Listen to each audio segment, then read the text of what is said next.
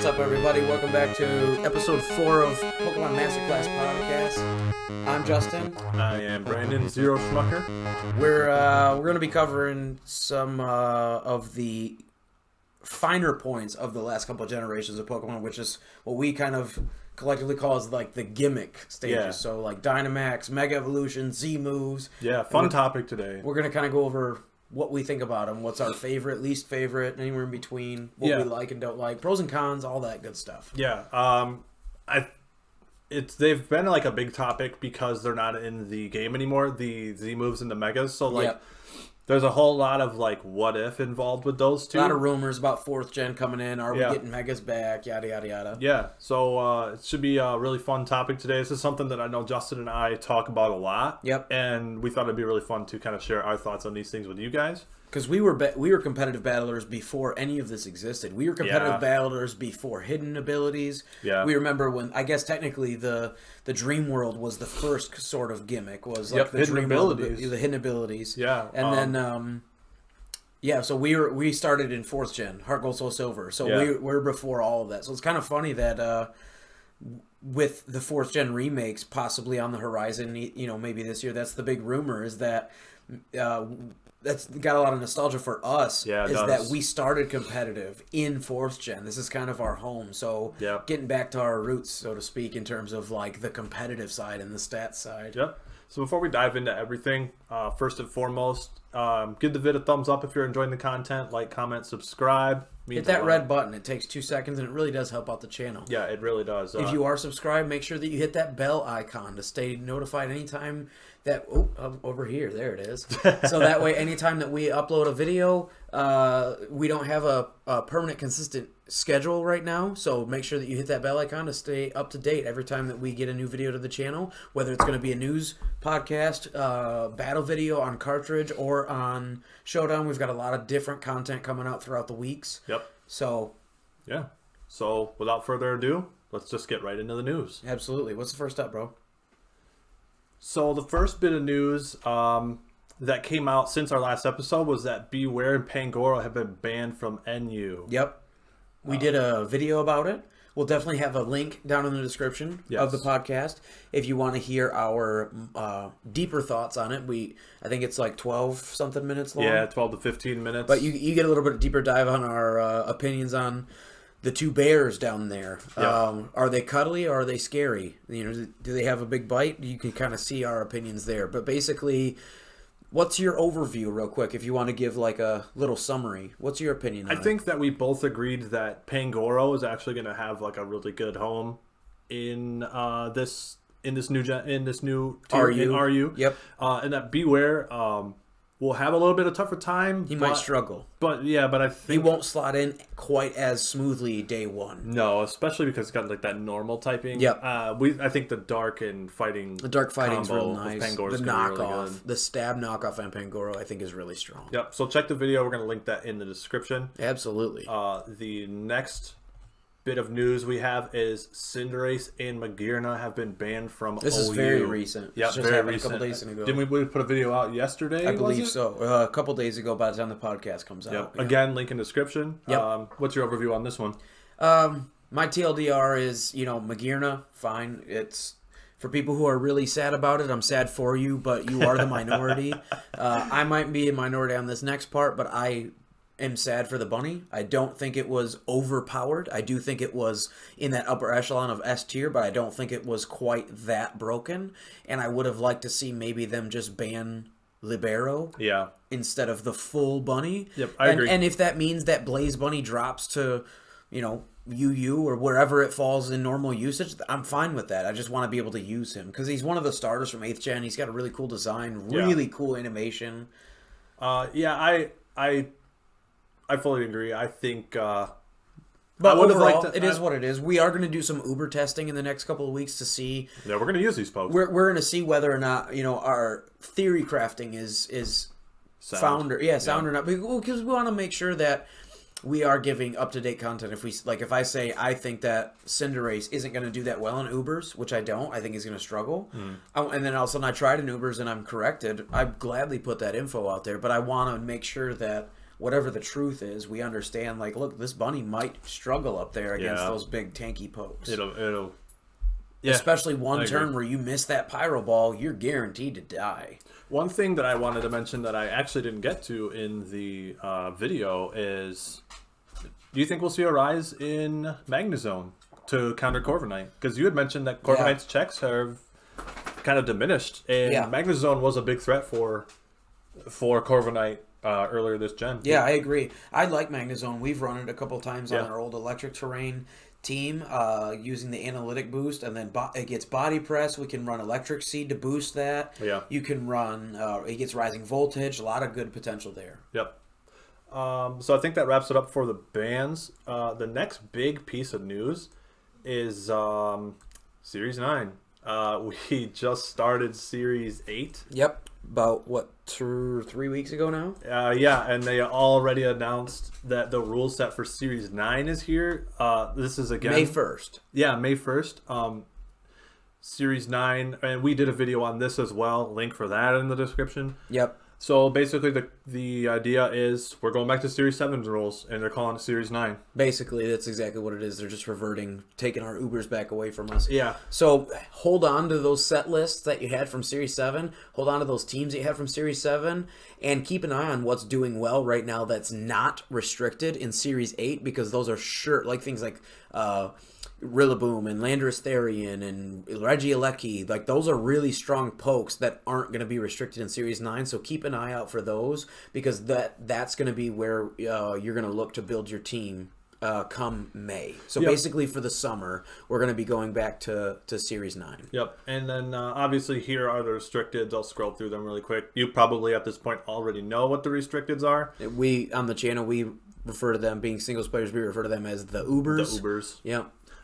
Expect a lot of Series 9 teams from us. It's a series that we really enjoyed, and I feel like where we really started catching our stride in VGC. So yeah, I'm happy to go back to it. I don't know about you.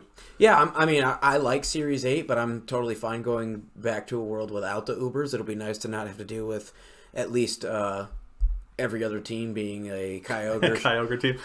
Spouting water on your face turn one. It's really sad because you're the Hoenn guy, and now you're like, man, you know what? Well, it's just... I'm done with Kyogre. No, I still love Kyogre, and our Kyogre team has been doing really well. It's just...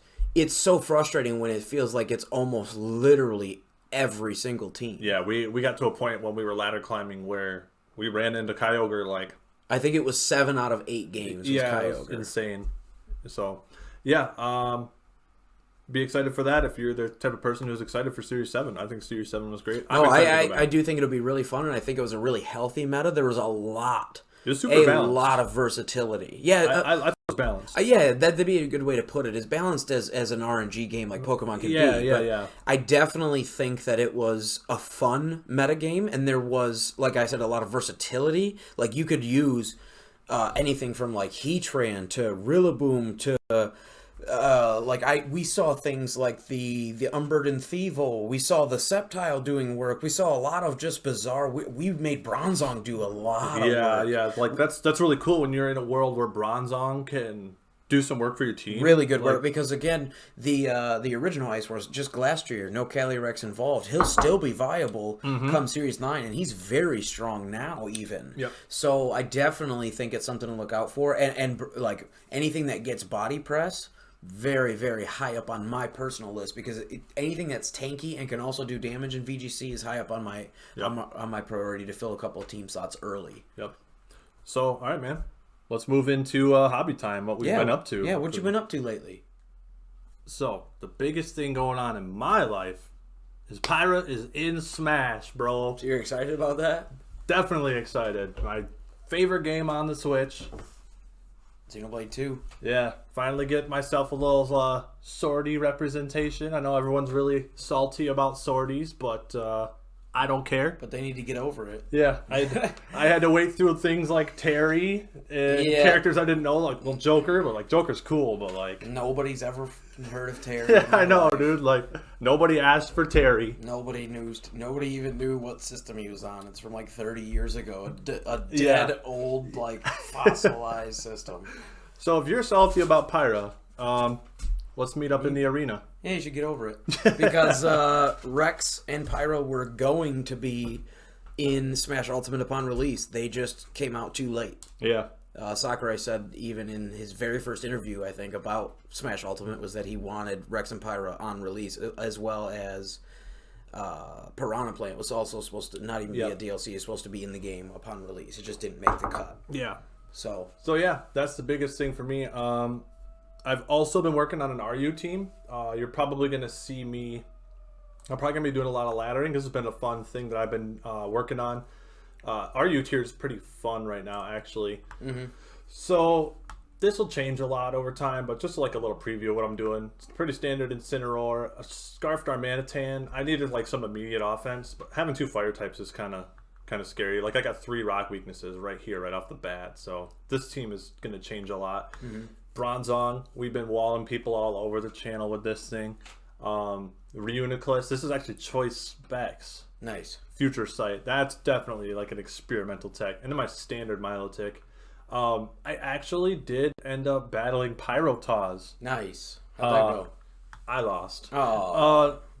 I've been talking to Justin outside of the podcast saying, I really want to use Volcanion. Well, Pyrotaz was using a Volcanion. What did you learn? I learned that he has water absorb. Did you learn it the easy way or the hard way? I learned it the hard way because he had a sub up, and I used liquidation on it, and then he healed behind a sub. So I definitely lost that one. Then he cleaned me up with Rhyperior. If he ends up posting that, I will come back and link that in the description. If you come back to this and don't find it in the description, it's because he didn't post it or it's not posted yet. Yep. So, yeah, that's what I have going for just things that I've been working on. What about you? A lot of doubles, a lot of Series 8 VGC, trying to grind that ladder. I actually just got my capture card today. You've had yours for a couple weeks, so now we've got 2 capture cards for the channel. Let's go. You guys are going to see some versus battles. Good. I also picked up one of these beautiful things. I got our beautiful standalone microphone. Yep. Yeah. So we'll be set up to be able to do recording stuff from, not just together, because we actually live about 40 minutes away ourselves, so it'll be easier for us to do things online. So we'll be able to put up more frequent content for the channel, both scrims between ourselves as well as other VGC content on Ranked Ladder. But that's what I've been working on so far. Yep. So with that, I think we're actually want to just dive into the first part of our main content, and then we'll go to break after Megas. Want to talk about Megas first? No, we'll just go to the normal break, and then we'll do. All right, we're gonna take a little break, and then when we come back, we're gonna get into our main segment. We're gonna talk about Megas, Z moves, and Dynamax. So we'll catch you guys in just a second.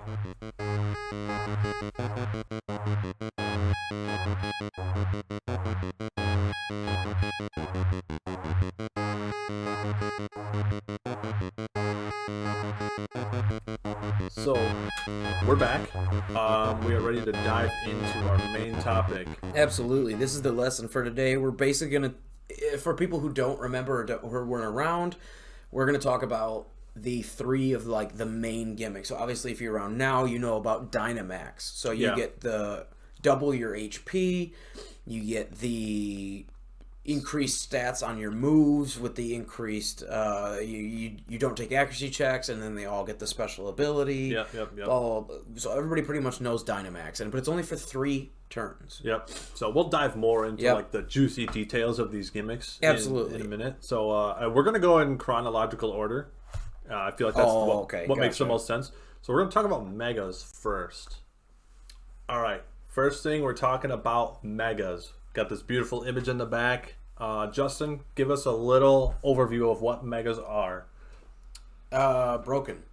Not what I was going for, but we are honest on this channel. We're gonna give a full, non-biased actual overview too, but we're also gonna give our opinions. That's just how it is. That's the nature of the channel. Yeah. Don't expect us to sugarcoat a lot of things. No, if we like something, we like it. If we don't, we don't. And it's not that big a deal. We can both go get ice cream in the summer. We don't both have to get the same flavor. We just still appreciate it together. For sure. So that's kind of the way that we operate with all of our gaming group and all of our friends. Like, We all have a favorite Pokemon that's different, but it's still Pokemon. Yeah. So, but for the informative, exactly, the informative side of what megas are, obviously, megas that hold the Mega Stone corresponding to them, you can transform them into the Mega Pokemon.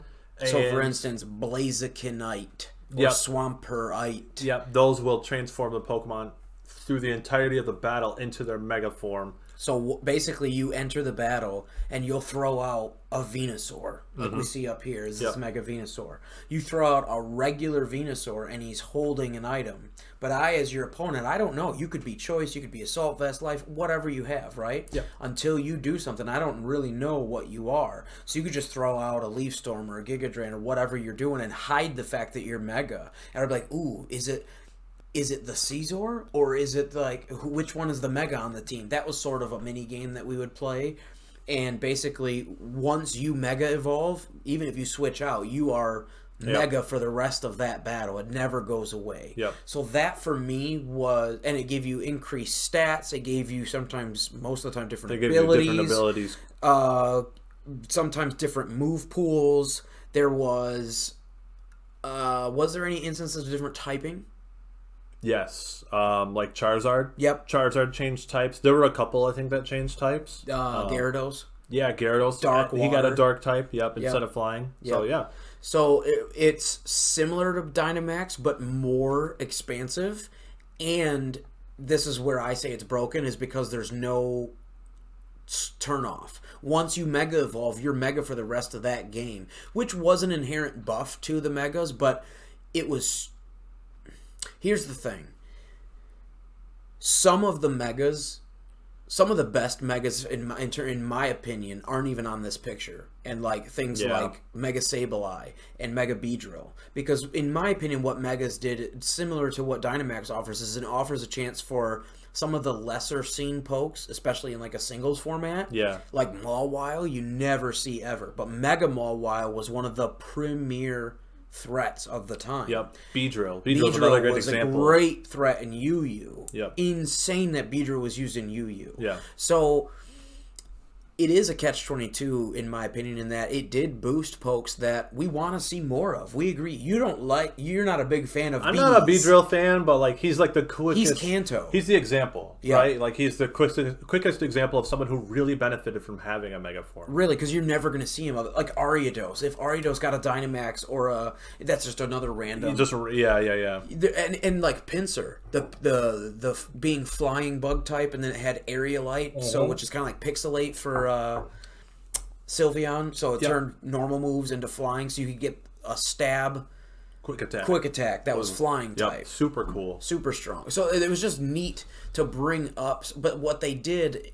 In the reason I think it's broken is that there was no off switch. There was no deadline like there is for Dynamax. Dynamax is only 3 turns. Yep. We can live through those 3 turns or play around it in a million ways, which we've shown on the channel and will continue to do so. I think both agree in terms of that factor. The 3 turns is actually a good thing. Yeah.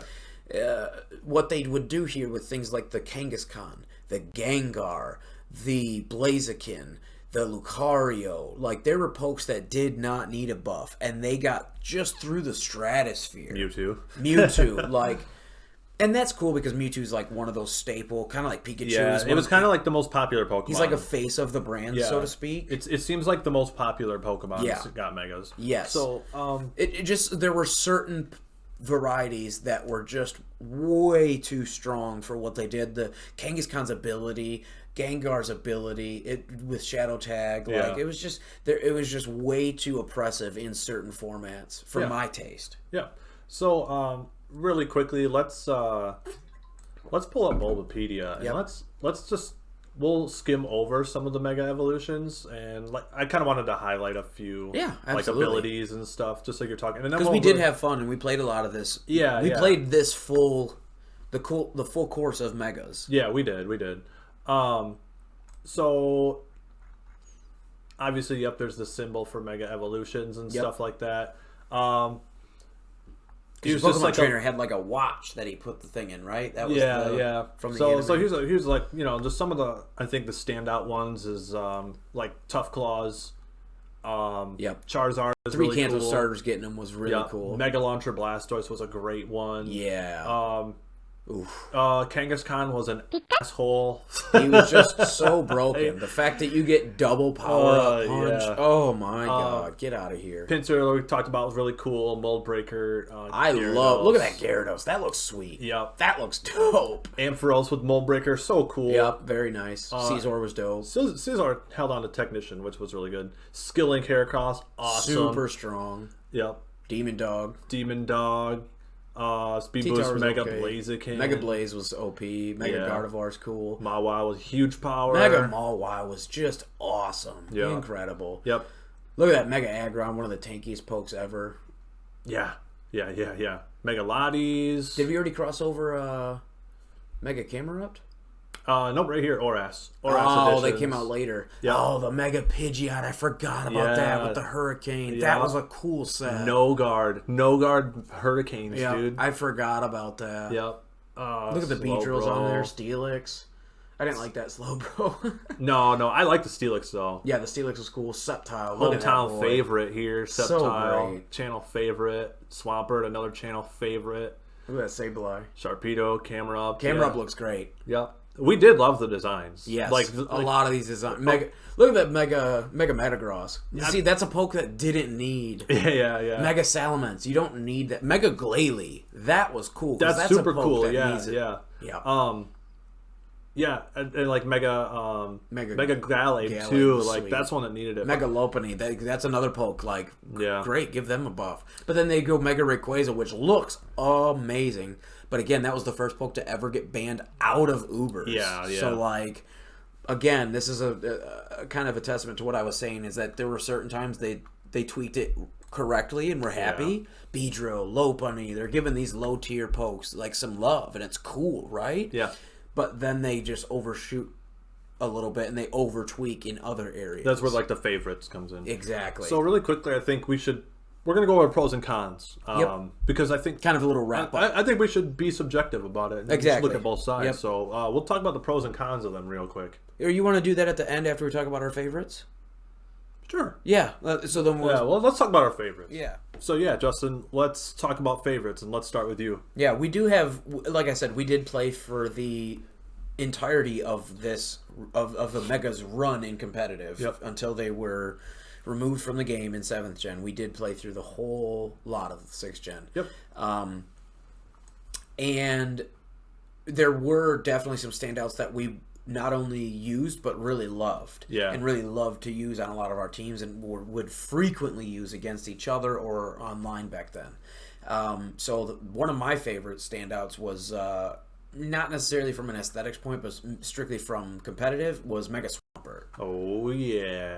Swampert's one of my favorite pokes of all time. Anybody that watches the channel knows how much we love Swampert, especially the Choice Band. Yeah, we supports run Pert him a with lot. he can get Toxic or Stealth Rock, Yawn. Got a lot of good moves now. Flip Turn. Yep. But back then, giving him a boost to his attack was insane. 150. It is absolutely incredible. Boost to his special defense, boost to his physical defense, or his physical defense is the same, but boost to his special defense to make it even. Yeah. And then just a little boost of speed. But what really stands out is obviously the ability Swift Swim. Yeah, check out this Swift Swim, Swift guys. Swim with 150 base damage. I mean, you're throwing out earthquakes. He's just a missile. Yeah, he's just a torpedo that you just shoot out. In the rain, just like in a strategy we love on this channel is self-starting. So like you can put Rain Dance on him and then throw 3 attacks on there. Rain Dance, you 3 like to attacks run with that the with, Life Orb. Yep, you like to run that with your Ludicolo. Yep. It's just basically giving yourself an agility and that stab plus a rain boost. Yep. All in one. Yep. So that's a strategy we Back actually then, I use used a lot. to do Waterfall, Earthquake, Ice Punch. Yeah. No, you could do If it ain't broke, don't fix liquidation it. or whatever. I like him for a fully offensive role if you want to throw like I don't know if I would run Flip Turn. You could totally do Choice Band and throw on like a rock move. There's a lot of options. He's got good fighting moves. You could do Flip Turn if you nowadays. were confident in your like Pelipper to stay alive through the course of a battle. Absolutely. Yeah, so just a solid poke He's just overall. really strong, fast bruiser. He literally fits every single slot. When the rain is up, he literally fills every slot you could imagine him to fill. Look at this beefcake. He's so beefy. Yeah. That boy is thick. All right, so who's one of your faves? One of my faves, Mega Lucario. Oh, yeah. I mean, like, just beautiful. The simple aesthetic changes they made to him were awesome. It's classic. In my opinion. And I like the change on his paws, like the reddish brown. Yep. And then giving him adaptability was just, like, so unnecessary. It was awesome. That's what sends him really through the roof. Up wow. 35. Not only did he get a stat change, like look at the stat difference. He's faster. 35 base change in his physical attack. And then adaptability. Stab, adaptability, bullet punch behind a swords dance. Like this is insane. Yep. I remember those days. A lot of 6-0s, a lot of 5-0s. Yep, close combats. Just like, oh man. Because that 112 speed tier was really nice. Yep. You could run Vacuum Wave too, but I definitely think that the bullet punch. Yeah, see, because right here, because he's so strong with adaptability, they're not even running coverage. Nope. It's just steal and fighting. It's just steal. That's all you need. Yeah. So, yeah, that's really akin to, like things like Dracovish. Might you know be what I mean? tweaked a little too much. Yeah. So, but he's really good. He's really fun. Yeah. So definitely a favorite of mine. Yep. What about your next one, man? This is one of those ones I was talking about where it's like this is one of those, like, in my opinion, Mega's done right. Yes. It was very strong, and this might be controversial, but Mawile. Yes. I don't think it was broken. I think it was exactly perfect. Like, for any sort of these gimmicks, this is what I'm looking for. Whether it's the Z moves, whether it's the Megas, or the Dynamax, or anything we see in the future. Yep. This is the type of thing that I personally want to see from these types of gimmicks. I want to see them take a poke that already exists, has a cool, unique design. Now, obviously, I'm the Hoenn rep. But what do you think? You're not a Hoenn guy, but what do you're the Kanto guy. Regular Mawile has a cool aesthetic with, like, that Venus flytrap. It's Steel Fairy, which is a good type. He's got Intimidate. It just doesn't have the stats to hold up. It's got everything going for it. Good move pool, even. It's just the base stats. I used Mawile, Mawile on cartridge a while ago, and I got 2 Swords Dance up, and I still wasn't able to do enough in, what was it, like RU or NU? It's still it was like NU or PU. Yeah. It's like, and I remembered it for its Mega. Mm-hmm. And I remembered the Mega being because it's got the 105 base and then the huge power boost. Yep. So I remembered the Mega being very good, and then when I used the regular, it was super underwhelming. So disappointing. So another case like the Beedrill, where it's like just like the Beedrill. Those are the 2 examples that I usually go to. My third one is Bayonet. Because nobody ever sees that thing ever, and Mega Bayonet was actually a thing. Yeah, so, it was a good thing too. Exactly. So this was actually pretty much my set. It's not a Mega set, but my Swords Dance. My set was the Swords Dance, Play Rough, Sucker Punch. Again, back then in 6th Gen, I wasn't running the Iron Head. I wasn't onto that as much. I was running Fire Fang as my last move to take care of enemy steel types. That was my personal preference. Yep. But nowadays maybe might go a little bit different. But again, Iron Head probably. Yeah, that's a really nice dual stab. But but the Swords Dance Sucker Punch with huge power was super nice. Yep. So my next one. What you got, bro? Hit me with it. Mega Diancie. Ooh, look at her. She's beautiful. I really like the aesthetic of this Pokemon. Like, obviously, look at these stat changes. These stat changes are, like, ridiculous. Crazy. But I look at this Mega. I'm both offensive, too. Yeah. I look at this Mega form, and this feels like an incomplete Pokemon to me. Like, aesthetically speaking. Yeah, it looks like it's supposed to evolve. Yeah, like, Diancie looks like... And, like, these are great stats, but it's... It looks like Ivysaur. It doesn't look like Venusaur. Yeah, like when you compare it to the Mega, you're just like, man... Mm-hmm. Everything about this is and he better. gets Magic Bounce. Wow, I forgot about that. Everything. Nostalgia trip, right? Everything about this is just better. Yeah, I agree. And it's awesome. So that's one that really stood out to me. They definitely they got the Stealth Rock set and then like 3 attacks. So offensive support. Protect. But yeah, it was just really cool. Super bulky. You've got a huge speed boost. Like this Pokemon was just. But like you said, this is one that like just because it was OU, but like look at these stat changes. This is just ridiculous. It's crazy. It's just ridiculous. And that's the thing with Dynamax. It only lasts for 3 turns. Yeah. All right, your next one, man. Fan favorite, obviously. Nobody surprised here that knows me. This is both from a competitive standpoint and an aesthetic standpoint, because look how badass he looks. Yeah, Mega dude. Sceptile. Yep. And he's Grass Dragon, which is just cool. He's got Lightning Rod. Yep. I wish, like, if they bring back Megas, the one saving grace is that hopefully my Mega Sceptile comes back, and I'll use that in VGC all day, every day, and twice on Sundays. Yeah. Because you can Lightning Rod proc that easily. You just run somebody with Discharge next to you and just spread that like wildfire. Yeah. Boost up your Mega Set. Look at 145 speed, 145 special Boost that attack. up with a Discharge. Yeah, dude. Stab Dragon Pulse, stab either Giga Drain or Leaf Storm. Yeah, the coverage never got better, but still. No, but but again, with a 110 physical attack and Sword Stance, now all of a sudden, because 85 for regular Sceptile, that's where he struggles on the physical side. Because he's get things like Thunder Punch, Earthquake, Rock Slide, Quick Attack. He's got really decent, actually better than decent. He's got really good move options. It's just not stats. But then when you go to 110 base, now we're talking. Now we're talking. And he does get Unburdened in his regular form, so that is a really nice combo that people are running right now, ourselves included, that we featured on our NU team. Yep. But with the you get a 145 base speed. With the 145 base speed, Unburden. exactly. You can then go. You're free to Swords Dance. Yeah. And 3 attacks. Yeah. But still, my preferred set would be to use the Lightning Rod, be able to get switch-ins like that. You're going to be able to switch in on Earthquakes. You're going to be able to switch in. The worst thing for him is obviously Ice-type attacks. Yeah. Mammoth Swine just like eats him up. Mammoth Swine eats him up. You're not going to want to see that. You're not going to want to... I remember Mega Obama Snow. Yeah. Thanks, Obama. That's not what we're looking for. But yeah, look how crazy this game was. This was an RU Pokemon. Mega. Look at these stats. This Pokemon was RU. Just wild. Yeah, it's crazy. So my last one, definitely another fan favorite, Mewtwo Mega Y. 194 base special attack. Yeah, the bottle opener. Kind of just speaks for itself. Yeah. Holy cow, he has a blue stat. What in the world are we looking at? Yeah, 194 base special attack. Wow. There's not many base stats in the entire game that turn blue. That's very rare that we see a blue stat, man. Yeah. He's special. Yeah. That's what I mean by stratosphere, folks. Yep. S++. Yep, and then they've got a Calm Mind 3 attack set. So obviously, if for people that don't remember or weren't around back then, there were a couple of pokes, Charizard and Mewtwo, who is basically a split evolution. You could either do from Y version or X version. Yep. Was the games in 6th gen. Yep, so X and Y. So you had in one game you'd have the.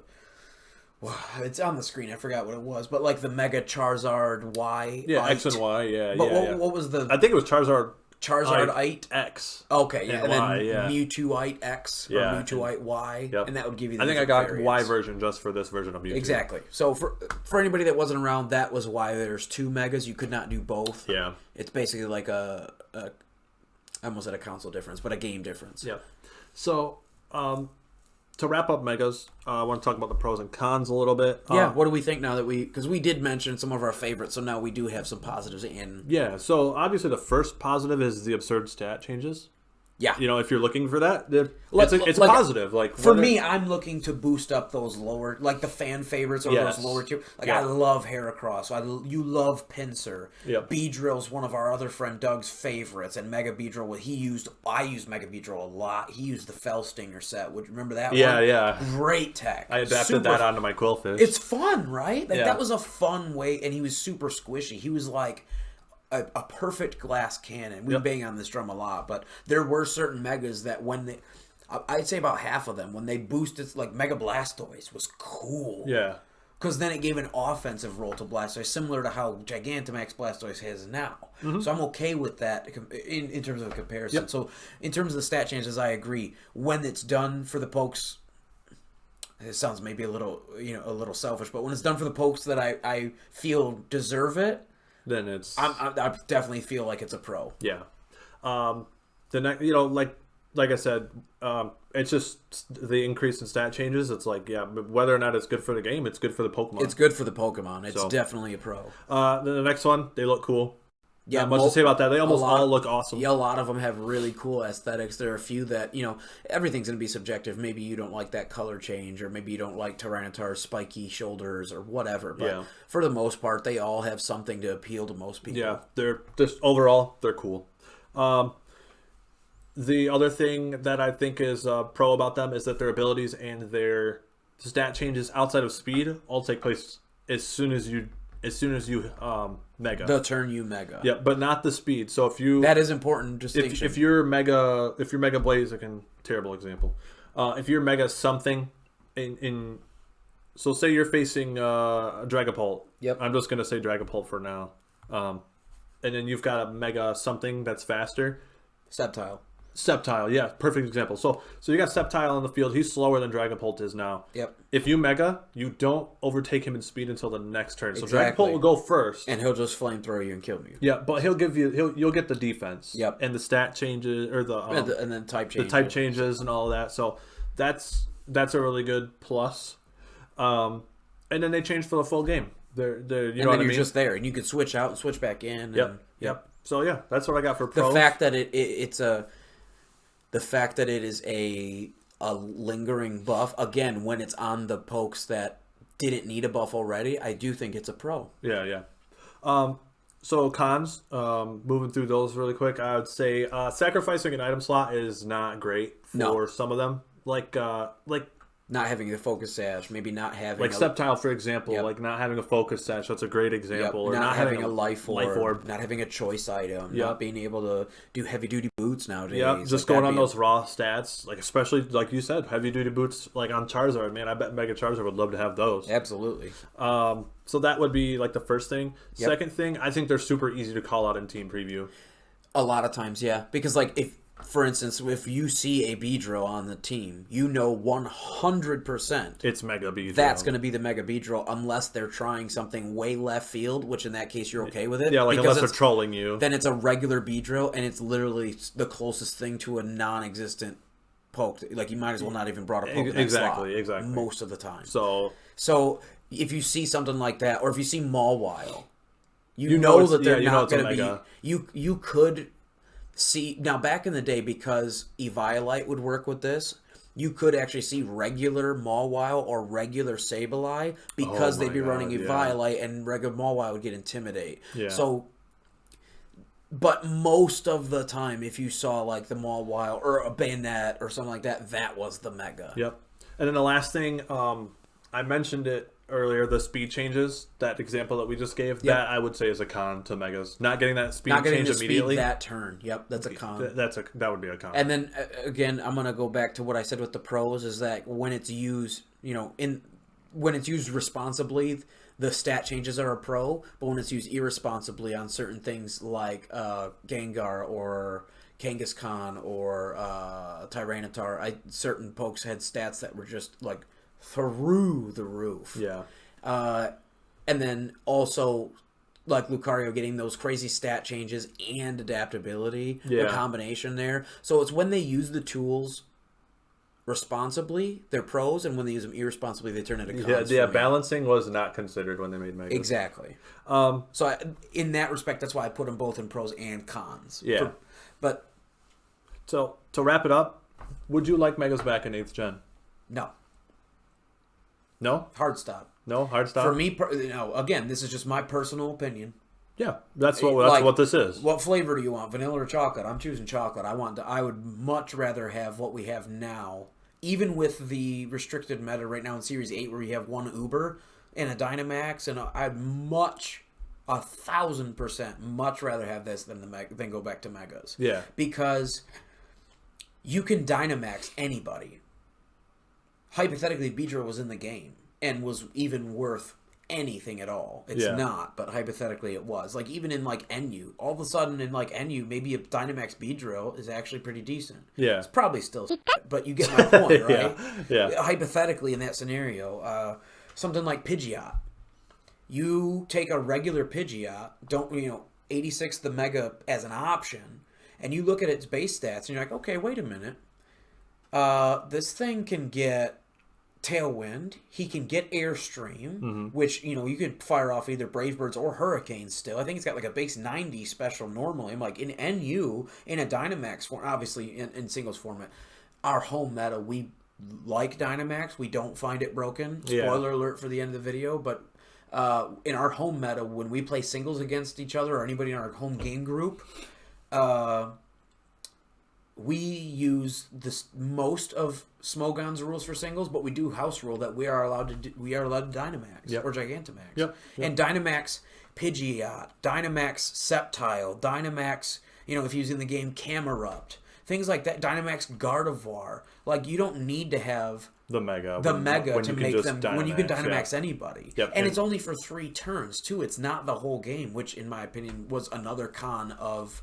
It could be a pro or a con, depending on how you see it. But I view it as a con, ultimately, of Megas, is that there's no off switch. Yeah. Once they're Megas for the whole game, and you have to deal with this roadblock now. Yeah. For me personally, this is not going to really answer the question, but I'd say yes and no. I would love to have Megas back if they didn't throw 100 extra base points and everything. I like the ability changes. I like some of the ability type changes are cool. I think some of the type changes. I think those are super cool. Yeah, like Electric Dragon Ampharos. That's neat. But giving 100+ stats like across the board, I think is a little much. If they were to maybe the attack increases by 10 or 15, and then you change the ability. I think the ability and the type changes would be the biggest sell for me. To bring them back, and then maybe just curb some of those insane stat changes. Yeah. So. Yeah, I think that wraps up Megas, right? Absolutely. Yeah. So we'll talk about Z moves next. Z moves, this is the one we have the least experience with, but we still have some things to say about it. So basically what happened is we took a hiatus for about 3/4 of 7th Gen competitive. We just didn't find the games compelling. Neither one of us finished. It was very busy.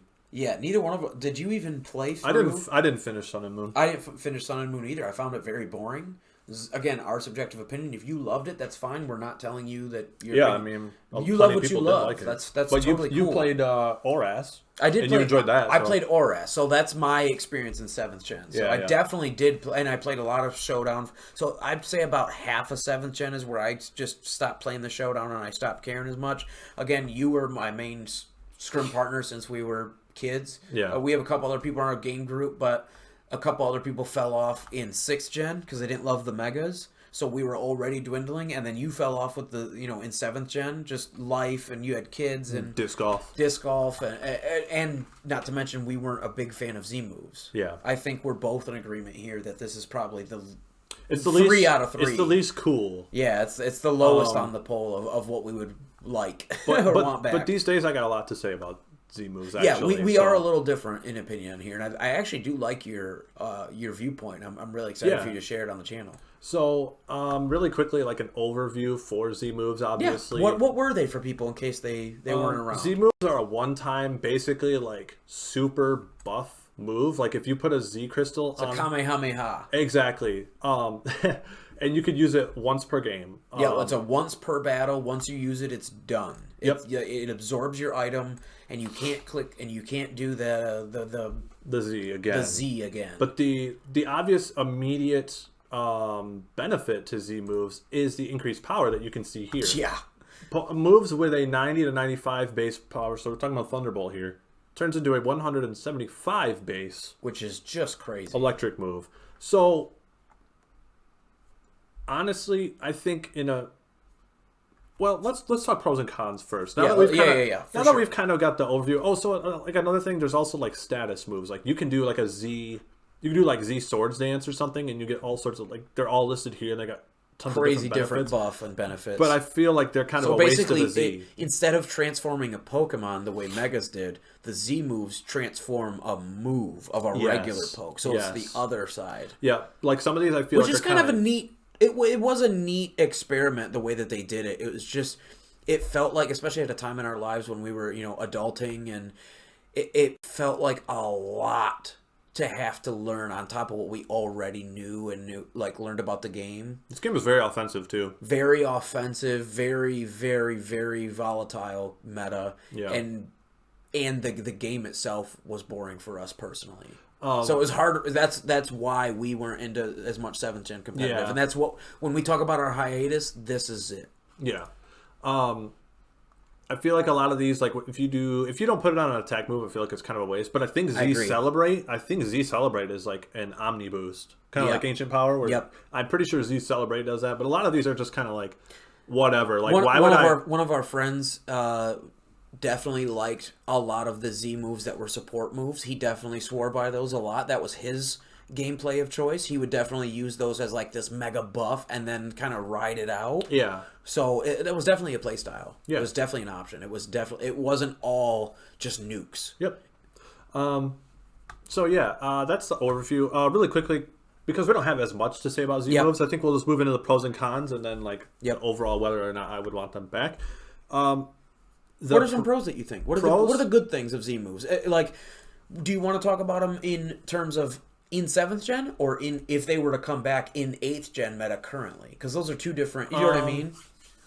Because a list of pros back then in that meta versus what we would see now in a Dynamax meta. We'll talk about them. We'll talk about them like in an over. Let's talk about them more like 7th gen related. Yes, sir. That's perfect. In 7th gen, they were just pretty easy one-hit KOs. Yeah. You know, like it was a really good way to like just burn an item to like pick up a KO. It was like, the meme of the easy button. Yeah. So like that was a pro. Is like if you know, like you've got if there's no electric resist or there's no ground type or whatever, you're free to spam. Yeah. So there's that. I say spam, but it's only one off move. But you know what I mean. You're but free to click. it's like the same as running like a Choice Specs Draco Meteor on a strong dragon type Pokemon. You're just free to blast something. Yeah. So like you use it, but then like the pro is you don't get that like stat reduction, and then you can just keep going. Exactly. You don't have to switch the Pokemon out. Yep. So that's It'll a big turn pro. back into Thunderbolt or whatever your base move is. Yep. And then I touched on the buffs. If anybody has used, if anybody in 8th gen has currently used either Zamazenta or Zacian in their crown forms with the Rusted Shield or Rusted Sword respectively, and you have like Iron Head, and then you send them out and it transforms that move into Behemoth Bash or Behemoth Blade, it's sort of what he's talking about here. For that one turn, it will transform Thunderbolt into Z Thunder Bazooka or whatever some crazy name names. It is. So yeah, then I touched on the status moves. That can be a benefit if you want to play it that way. I don't think that's the best use of a Z move. Correct. To do like a Z Supersonic and get a like special attack boost or a speed boost, I think, and it's only like one stage. Some of them raise it too, but I feel like that's a waste of a Z move. Yep. When things like Sword Stance and stuff are just available. In my opinion, there are better buff Z moves if you're going to go that supportive Z move route. There are some couple of gems that are really worth it rather than going an offensive route. But for me, I usually would tend to use them on offensive. Yeah, I would rather stick them on something and blow something up. But like I said, we have a buddy in our game group that swears by the supportive one, so it's not like they didn't see play. Yeah. They definitely have, and he's a master level Pokemon player as well. So it's definitely viable. So for cons, again, they take up an item slot just like a Mega Stone. Yep. And it's a one-time use. And that's a big one. It's a one-time use as well. The one-time use was big. Yeah, so it's like, so if you're gonna take that shot, you better land it. Yep. You better land it. But at the same time, it's also, if you play your cards right, it's like a guaranteed one-hit KO. Like you've got a threat that you need to remove, so that way your insert sweeper here can sweep. Yep. Well, now I've got a nuke to take care of that problem. Yep. So it's, yeah. Yep. And then the status moves that I just touched on, another con I would say is those are not very useful. Yeah. So one thing that I want to mention about Z moves now, let's move on to like the 8th gen side of it. Mm-hmm. I think Z moves would have an interesting place in 8th gen because of Dynamax. Yep. So just like you alluded to with Behemoth Blade and Bash, because those become 200 base power moves against Dynamax, they basically negate the buff in HP that you get. And it's a very similar stat difference between like Iron Head to Behemoth Bash, or if you were to go from like Thunderbolt to that G-Max whatever move, or the Z move that you were just on. Sorry, again, I don't remember all these names because they don't exist anymore, so it just left my brain. Yeah. But again, if you do that, what did it go from 95 to 175? So it's a very similar stat change. And like just looking here, you need a 140 base power move to get a 200, but like That's Draco Meteor. Well, like look at Ironhead turns into the 200. So like the Behemoth Ash and Behemoth Blade, which we've both run unranked respectively on the channel. So we do have experience, and that hits hard. So these moves are not in reference. If anybody's used that, the reason I bring those up and the reason they're in our notes today is because if you've had experience using those, what's his name, Eternatus Dynamax Cannon also. Yeah. If you've had experience with those 3 moves against Dynamax and you are kind of relevant to you kind of remember the damage, whether you thought it was good or bad is not the point here. But if you have that damage in your mind, you can kind of tell, okay, this is sort of the damage a Z move would do, or even a little less. Yep. So that's like kind of what I'm alluding to is that I think Z moves would have a good place in this current meta, especially in VGC when Dynamax is such a in a Dynamax meta. In a Dynamax meta, yeah. Not in Smogon singles. Yeah. I mean, that's where you weigh like the item thing. Yep. But yeah, I think there would be a place for Z moves in this meta because I would tend to agree because we have Dynamax as like a buffer. Yeah. So, or as like, and then we could use Z moves as like a counter to Dynamax, and then there's that other play there. Yeah. So, like, people who play Magic or Yu-Gi-Oh, there's those counter cards, stuff like that in TCG games. So, like, being able to just Twin Tornado something off the field, just instantly, like, you need, or the Dark Bribe, you need those back pocket, like, I need to get out of jail here. Yep. So, it's definitely a really good point. I'm really glad that, obviously in show prep, we were talking, you brought this up, and I was like, oh, that's a really good point. Like, like, say, for example, imagine you're up against Dynamax Gengar, and you can click Z move Ghost or whatever with the Dragapult, and then it's like you've kind of like eliminated that threat. I feel like that's kind of a bad example because he's kind of squishy, but like think of like the most no, that's a great example though. You know what I mean? So like, and then you get that, and then it's the one-time use. So then it's like, okay, Dragapult's just going on raw damage now. So like, and then he's back to just and he's got no item. Yep. So he's just sitting there. So before we move on from Z moves, really quick, we'll do the same thing. Would you want Z moves back in 8th gen? I would not. I would rather have Z moves back over Megas. Let's put it that way. Yeah. Okay. If they were to ask me, do you want Z moves back? My answer is still no. But if they were to put them back in, and because of the points that you brought up about a Dynamax meta, and because it's only a once-off use, and if they said you have to choose either Megas or like you have to choose one of the gimmicks to bring back, I would definitely choose Z moves in the Dynamax meta over Megas, because Megas in a Dynamax meta, I don't even want to think about that. Yeah, if you could Dynamax Mega Blaziken, I don't want to think about good that. Night. That's just not even fun anymore. Yeah, that's beyond fun. Yeah, I would say yes because of the Dynamax. Yeah, if you're like, I would not be upset. Dynamax I wouldn't be upset. I would say no because I'm selfish. I just don't want to have to learn more. That's all it is. I don't want to have to learn.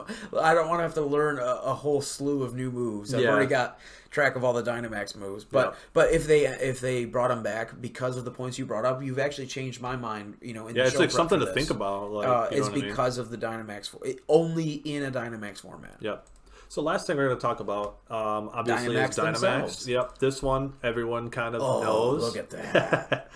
We're all really familiar with Dynamax at this point. If you're watching this podcast, you probably know, and you've seen us do it on the battle cam a bunch. Yep.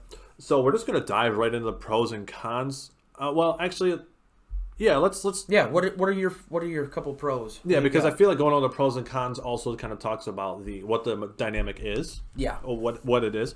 So the first thing, the biggest pro is your HP gets doubled if you're max candied out. Yeah, obviously you get 10 Dynamax candies per poke, and that'll max it from 0 to 100% Dynamax candies, and that's that little bar that looks like kind of like a rainbow. Yep. And if you catch pokes either in the a beam den or in a max rate adventure, they'll come with some level of Dynamax candies already put onto them. Like if you catch any Ubers out of the Dynamax max rate adventure, then they'll come, I think, with like 7 or 8. Yeah. And then you just need to put 2 more on there and boom, fill them up, and you're done.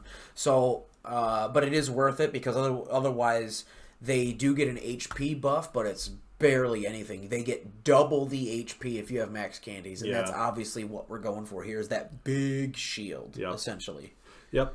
So the next thing is boosting the stats of your partner. If you're playing in the doubles VGC format, it's really cool that like you can all the different secondary effects. Yeah, like so like Airstream, Steel Spike, all of those things, they benefit the whole party. Who's ever out on the field, you get that boost. So like whoever's on the whoever's on the field. So, and then it's not likewise, like a tailwind. It's literally if you're out with me and I airstream, I get +1 speed and you get +1 speed. If you switch out or if I switch out, it goes away. Just like a normal buff. Yep. And then likewise on the other side of the field, like if you use max darkness, you lower the special defense of both of the opposing Pokemon. So that's good tech. That's great. Yeah, that's like really great, and I really like it in a doubles format because it's not. It's really fun to play around. Yeah, yeah. And because it's only 3 turns, you as the opponent need to go into it knowing, okay, what are my tools? Who are they going to Dynamax? What are my tools against it? Like it's prudent planning prevents poor performance. Yes. The 5 Ps like that, and that's what we're all about. We're not trying to come out with the get good scrubs kind of argument, but to some extent, people that I've seen complain about Dynamax, I've seen a lot of people that complain about Dynamax, and to me, I'm not saying that I'm the best Pokemon master in the world, not even close. But to I am. No. But to me, in my professional opinion, a lot of people that I've seen either on Twitter or YouTube griping or that they feel negative about Dynamax,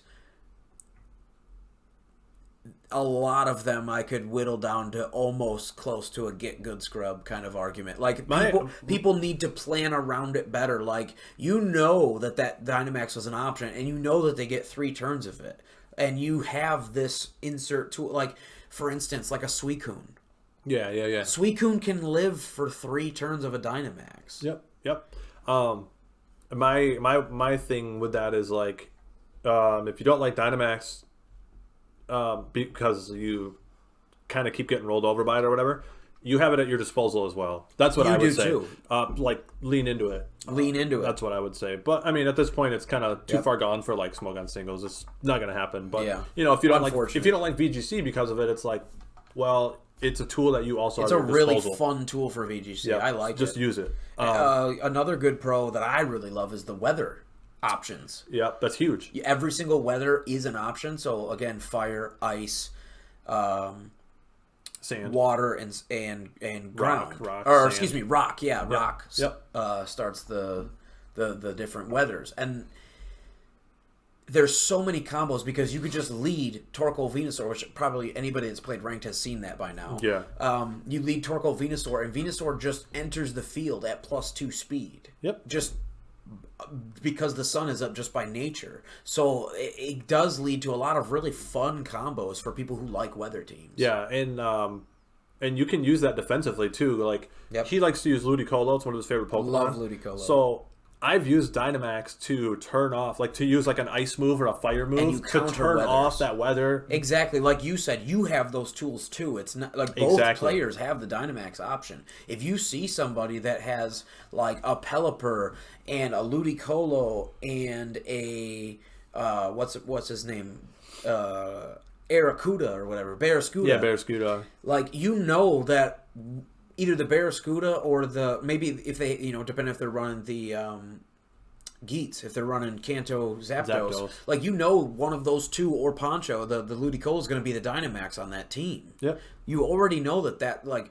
hypothetically if it was allowed. Do you know what I mean? Like you already can kind of see in team preview these are the big threats in a rain team. Yeah. So you can plan around it like, okay, if he Dynamaxes this is my counterplay. And that's all part of the team preparation. Yeah, and that kind of leads into my next point that it can be used offensively or defensively. Defensive Dynamax is something that we have used a lot against each other. We've actually been a big fan of like, wow, that was a really good play. Or even just straight up switching out in the middle of my Dynamax and giving up my last turn or 2 turns of Dynamax because it's more beneficial and we've won games off of it. Yeah, exactly. Like if he's got a fire type Pokemon Dynamaxed and he's got a water absorb Pokemon in the back and he knows I'm going to use a water move, I'm not just going to give it up for free if I don't have to. It's worth it to switch into that water absorb Pokemon and give up your Dynamax just because you'll gain tempo later because you have that extra poke. And if it's like an Incineroar with Intimidate, then it's even more prowess to come back in and switch in later. And we've used like the weather example. If they've terrain used also. Every single terrain is startable by one Dynamax move or another. Every single weather is start. So basically all of the VGC combos are counterable or usable by you or your opponent. So you both, like chess, you both have the same kind of tool bags. Yep. And then on top of that, you can have things like an actual weather starter like Drought, or a terrain starter like Misty Surge. Yep. So you can double or triple stack these type of things. You could, like you said, you could buff with Steel Spike or Max Quake. Yep. And then you could also max guard. Like if you Max Guard is a if you're great one reading- because it if protects everything except Urshifu. If you think they're going to Dynamax, you can minimize the effect of their Dynamax by Dynamaxing yourself, max guarding, take whatever they do on turn 2, and then max guard again on turn 3.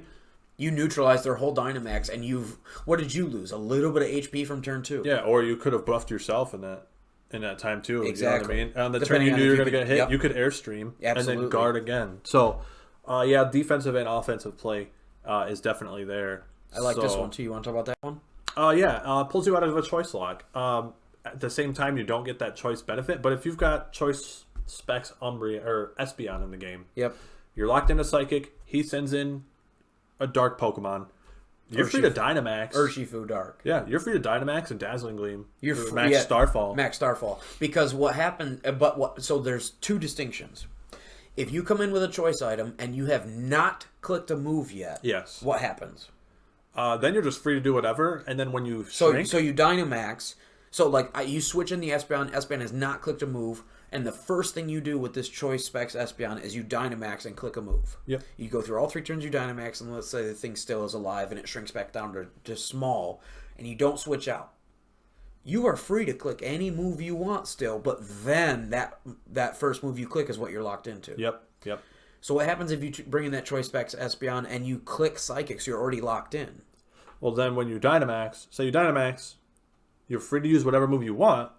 Then when you shrink down again, you're back locked into Psychic. You're back locked into Psychic. So regardless, once you hit the field, if you lock yourself into a small move, you're locked until you leave the field again, regardless of when you lock yourself in. Yep. So it's just the opportunity cost, or you want to make sure that you have your priorities straight. Yes.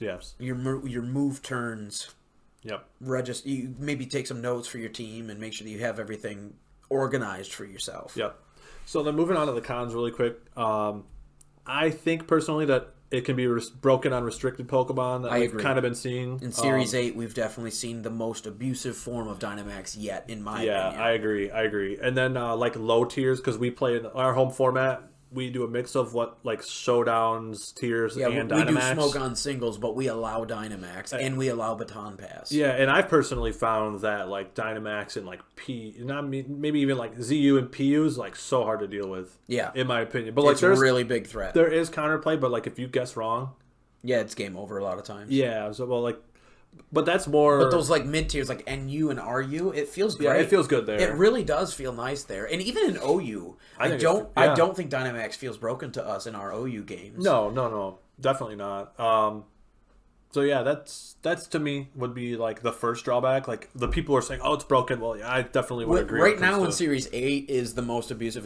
it has been since release. Weakness policy on fat Pokemon. Weakness policy on really fat Ubers. Yep.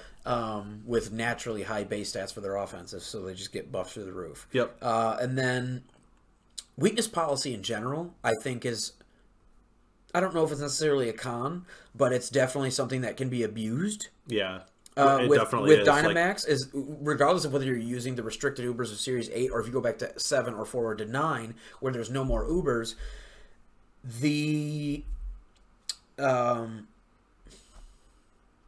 well, first of all, the fact that you can't use like weight-based moves. Yeah, that's a weird. It's a weird interaction. I would put that in the con list because we lost the fact to that you can't phase them out. Yeah, like there's some weird things like you can't. I don't think you can encore them. You can't roar. You can't encore. Yeah. It's just bizarre that they get to kind of break some of those rules, and it's like we lost a game on ranked because we couldn't grass knot a Gastrodon. Yeah, Gastrodon with our Dynamax Tapu Koko. interface. So it's like, why is that a thing? And Grass Knot's, I don't think it gets Energy Ball. I think Grass Knot's the only one that it gets. I think so too. So it's like we didn't have any other option. Yeah, so it's like, okay, there's an L. It should do more damage because it got heavier. Exactly. That's what I think. They should just gain double the weight or something. They should gain double the weight, and then weight-based moves are just a strong counter. Yeah. I would like that. I'd be okay with that. I would too, yeah. The next thing that I think is a con, your moves get buffs, but outside of that, it's not really, it's not a power buff. Really, like you don't get like an insane stat boost. No, your stats are the same, your type's the same, your ability's the same. Yeah, and you're like just a bigger, fatter version of yourself. You gotta- don't get any more offensive power. Like for Sceptile, you know, if you're running Yep. physical Sceptile and you decide to use your grass move, it's still going on your 85 base power. 85 base power, which is not. Yeah. So, it's kind of frustrating sometimes when it's almost like you need more, Yeah. and there isn't. So There's ways to boost with like Max Yeah. Knuckle and stuff, I obviously. agree. So yeah, there's that. Another con, while also being a pro, is it's only 3 turns. It is only 3 turns. Like sometimes those 3 turns feel like an eternity, but if you haven't prepared correctly, or if somebody has a good counter or check to what you're bringing, sometimes it really does feel, wow, this is gnarly. I am up against the wall. Yeah. But like I said, with proper preparation, I feel most of the time we feel pretty comfortable using Dynamax for the majority of 8th gen in our battles. We've used Dynamax and we kind of thrive with it. We like it and we lean into it, and there's times where you can throw a curveball and Dynamax a poke that they're not expecting, or Dynamax a poke at a time that they're not expecting, like with the Heracross sweep. Yeah, yep. Like if you catch somebody off guard, you absolutely can get them with I normally don't try to lean into gotcha moments. That's not how I build teams. I try to be more versatile, like the Batman utility belt. I like to have sort of options. Yeah. But there are some gotcha moments you can pull with Dynamax. Like I said, I mentioned the Heracross, getting off a Swords Dance and then just Dynamaxing turn 2. Like, who's going to expect that? Yeah. Until after you already see the Swords Dance, like, oh god, this is a thing. Yeah, like, yeah. You know what I mean? Yep. So there are some certain risk-reward play there, and I do like that, because then the more choices you give a player, sometimes you can, because then again, like an opponent, the more choices you give your opponent, the more options you give them to mess up. Yep. And gives you an advantage. Yep. And then also kind of leads me into one of the last points I want to make about the downside of Dynamax that we talked about already, is it can be played around defensively. So like if you can use your Dynamax in a terrible way. And get stalled out by good switches and max guards and stuff like that. Dynamaxes before. Exactly, like just using Protect sometimes on a resisted move or like switching in on a Water Absorbed Pokemon on a Max Geyser. Or Dynamaxing too early or too late. We've seen that, where that guy Dynamax too late against your, I think it was against your Zekrom team. Maybe it was Calyrex. Yeah, one of the two. I kind of think that wraps up like the pros and cons. We use it in our meta. Out of we like all it. 3 of those gimmicks, if you could rub a magic lamp and get a wish, and you only had one of the gimmicks in the game out of those 3, which is your favorite? Dynamax. Dynamax? Yeah, me I too. like Dynamax. I like Dynamax. I think it's caught a lot of bad flack this gen, and I think it's kind of unwarranted. I agree. I think a lot of the flack is people just need to understand that there are counter plays, and you just need to bring them and learn how to use them better and get better at predicting. And this game is a lot of RNG, and sometimes you just need to roll with it. And that's why we play a lot of like best of 3s or best of 5s. Is because sometimes you could get a bad roll, or sometimes you do get the crit or the paralysis on the Thunderbolt, the full para on the Thunder. Yeah. Like, shit happens. Yep. That is the nature of this game. Sometimes it doesn't go your way, but I do think Dynamax is the closest thing to balance out of all these 3 games. I think so too, especially because everyone has access to it. Yep. And another cool thing is it's the most fun. It makes otherwise not great Pokemon really good, like like Megas. Noctowl. Yep. Like they're not like it gives them some of the benefits of Megas and some of the benefits of Z moves, where they have stronger moves and they have the it's all kind of rolled into one. Sort of the increased stats in terms of the HP, and then like you said, it's kind of best of both worlds, all into one. Yeah.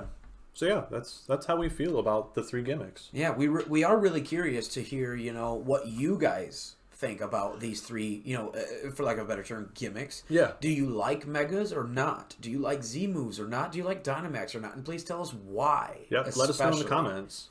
So I think that kind of wraps up the episode, man. Yeah, I think it does. That's pretty much it for this lesson. So yeah, Justin's going on vacation. I am going on vacation. I'm going to be gone for a week. I'm going to go to Florida, get away from this snow. I might come back and be inspired to make a Sun team. We'll see. Yeah, for sure. And I'll be here posting. We got a backlog of vids we're going to be working on, so we'll be posting. Like I said, now we both have capture card for the channel. We will be trying to work out come March. We will be posting our video that has all 10 of our featured Series 8 VGC teams, 5 from his account, 5 from mine. That we'll have the rental codes out for the entirety of the month of March. Stay tuned for that. Yep. Once that video is posted, if you come back in the future, it will be linked down in the description of this video of the podcast, obviously. And make sure that you leave a thumbs up on this video. Make sure that you subscribe, hit the red button, and make sure that you hit the bell in the corner. It keeps you notified up to our kind of sporadic upload schedule until get we're back trying from to vacation. we're trying to do every 2 to 3 days, so expect at least that out of us. And then every time news comes out, we try to post about it that day or the next. And we're going to be doing more battle videos now, especially capture cards. Yep. So expect probably going to be at least 3, maybe even 4 battles a week. Capture card, at least 2 of those or 3 are probably going to be VGC ranked climbing, because that's what we do a lot of. But we are going to get more into sort of just kind of hit the switch and record the way that we play with our game group and try to show you guys. Like, we do a game mode called roulette battles, and roulettes are gonna be cool. We do all different forms of singles, like a 3v3 best of 3, and we do bring 6 and you have like a bench. We do a lot of fun stuff in our game group, so we're gonna kind of film that and show you. Maybe it gives you other fun ways to play in different formats that maybe you never thought of before, maybe different combos. So stay tuned to all of that. This is all gonna be dropping first week or so in March. We're gonna have a bunch of not tutorial videos, but essentially like here's our here's how we do this format and here's going to be our link codes for our Series 8 VGC, and everything's all going to be coming out all at once. Big hurrah. All right, so that wraps it up, I would say. Yeah, I think that's everything we need. Make sure you guys check out our Facebook page. We'll link that in the description too.